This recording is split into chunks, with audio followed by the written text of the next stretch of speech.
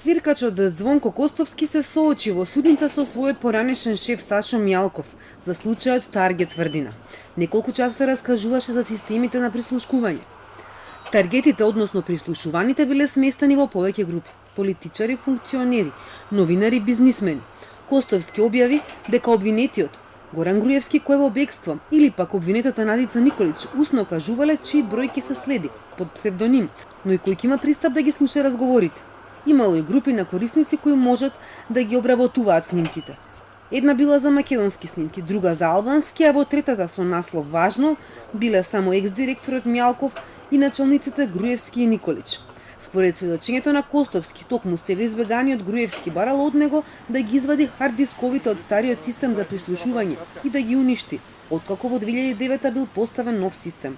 Костовски му посочил дека не смеат, бидејќи се водела судска постапка за стариот систем, но Груевски бил упорен па предложил да се исклучат камерите во просторијата за да не се сними како се вадат хард-дисковите, што Костовски вели го одбил.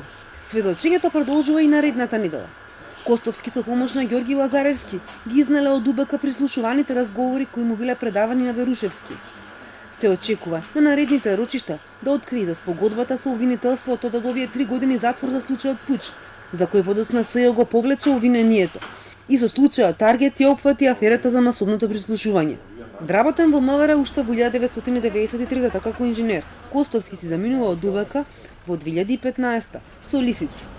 По 4 години двајцата свиркачи од декември метата година повторно се вратени во МВР.